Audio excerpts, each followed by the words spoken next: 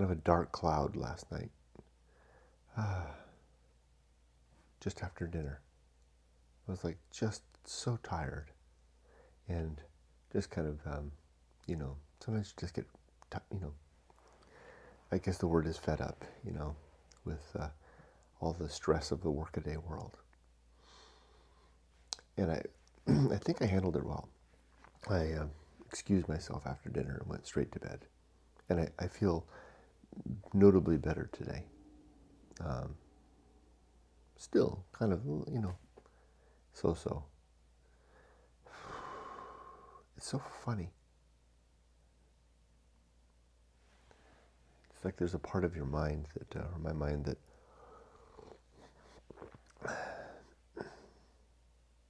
has its own way. And I know what it is, because I had an incident happen yesterday that, two incidents happened yesterday that were very frustrating for me at work. Yumiko reminded me afterwards that, because I was sharing my upset in myself with her, and she reminded me, Kurt, you stayed up until you worked until 11 p.m. the day before, the day of the election. You're not on your game. Indeed, one of my coworkers said the same thing. A person that who was also at that election, who had taken half the morning off to sleep in, to recover, and I didn't think to do that. So I might still be suffering from that.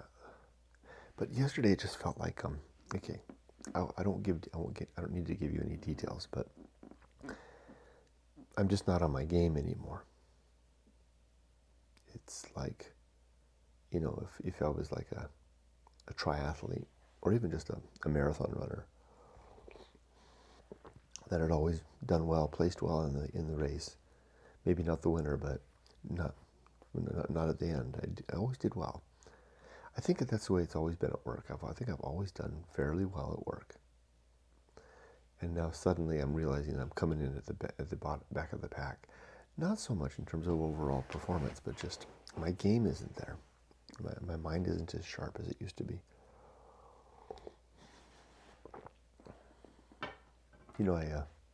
I write every morning in my journal.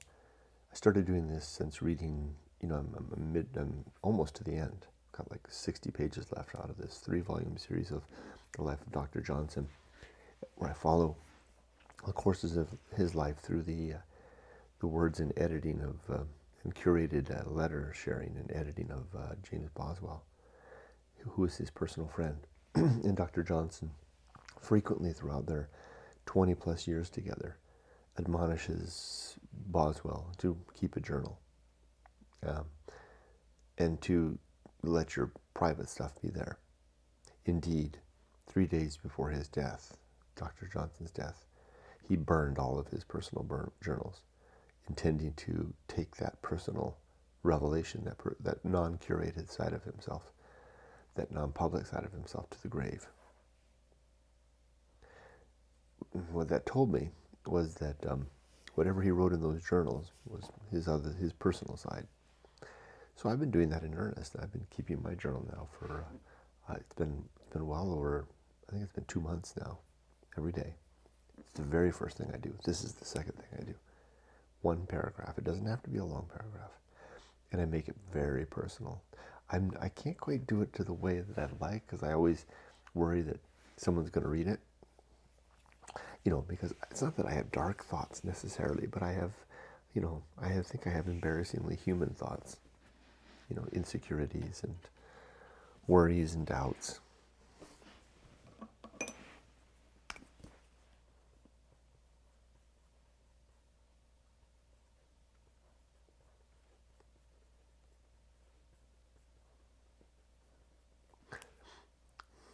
That I'd rather keep to myself. But more and more, I'm getting good at doing that. And I'm careful now.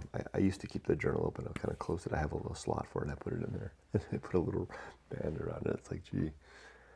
I mean, again, it's not, there's nothing criminal or perverted in there. It's just, airing my internal machinations. Yeah.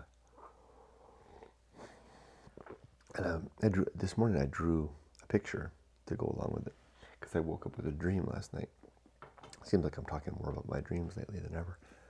I had this dream that I used to live on a beach, Moonstone Beach in Northern California, 20-mile stretch of sand. And I used to go out there and walk on that beach when the waves, the water would wash up, long sheets of water washing up the sand and then back. It was a very gentle slope, great energies from the sea. And I pictured in my dream this morning, waking dream, I was awake, walking along a beach like Moonstone Beach with a stick in my hand, dragging the stick behind me as I walked, as the water came up, and the water led me up and around. I'm walking like this. And what happened, I left a trail in the sand behind me that resembled a sine wave in a way, cycling up and down. And I thought that that's my life, and those are my days. When I looked over my shoulder and seen from a close vantage point, the undulations appeared rather extreme. Not too much, but I could see them look right behind me. I could see the up and down, reflect that. And I imagine that's my mood. That's my attitude towards the day.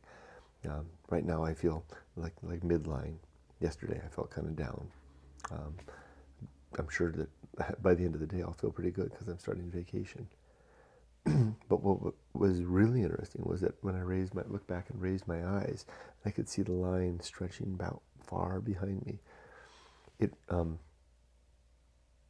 to borrow from the words of Christopher Hitchens, I think, it resolved itself to the average tendency. Oh, actually, that's Ralph Waldo Emerson, who I'm quoting from Self-Reliance. He made a similar description of crossing a sea, undulating back and forth. It's a well-worn idea. And then, correcting the boat and then resolving to the average tendency. I could look back and see my line resolve to the average tendency, which was nothing more than basically a straight line all the way across, midway between the sea and the land. That's what my life is like, an undulating daily ebb and flow of emotions that overall described by not even an arc, but just a general lay across the land from birth to death. So it's good that I can now control my expression of the emotions. Now, Yumiko picked up on it last night. She picked up that I wasn't feeling quite well. She probably knows, I'm sure she does, that there was something going on inside me, that I was feeling down.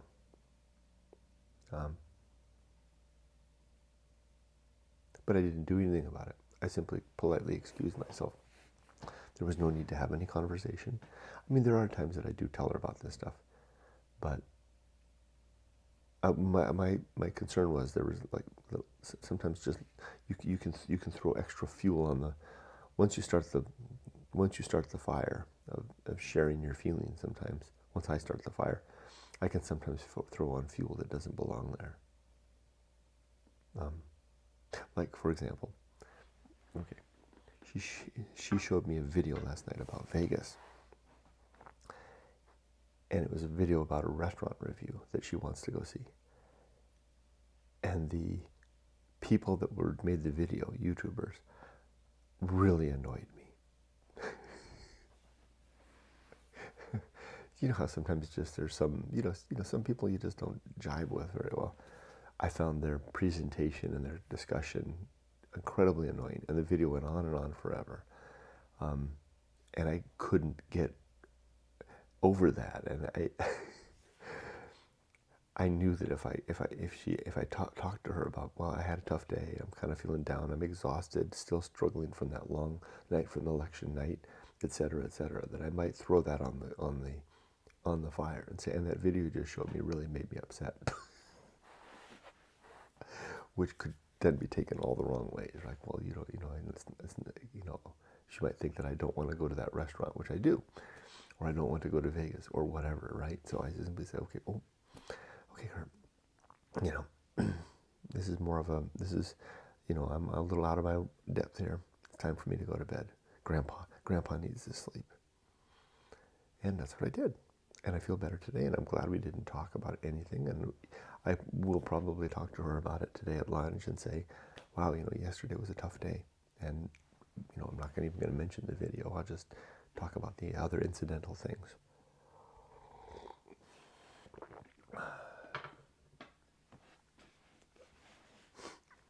Isn't that funny? So yeah, I'm going to be more like Johnson. And I'm going to say all the stuff in my journal. Will I burn it in the end? Maybe not. Just simply because, in hindsight, for example, when my dad died, he left a short journal with his thoughts in there. And I've found in looking at that journal that those more open thoughts were the most eye-opening for me in terms of realizing that my dad was just another human being struggling like the rest of us. And there was some comfort in that to me. Just like even though I can't read Johnson's journal or even Boswell's, well, I could read Boswell's. They found that. They found Boswell's journals in an attic like 150 years after the fact of his death in some estate or maybe a castle somewhere in England. I'll follow that example, and I'll journal honestly, brutally honestly. And I'll leave it behind. For Emily can do with it as she pleases. She'll be able to see her papa's more vulnerable side, the side I usually keep to myself after I'm gone. I mean, I'll share that with her now too. But there's kind of like there's a level of sharing, a level of adult communication, sharing, and comforting and being there for each other. And then there's just the screaming maniac inside my mind sometimes. The madman, coursing through the estate inside my mind, saying all his mad things in my head. Yeah, he's in there. He's a moody fella. Fortunately, he's older now, so he's a lot more sedate. But yeah, I got my madman inside. And I'll give him his say. But between the confines of a hardbound black book,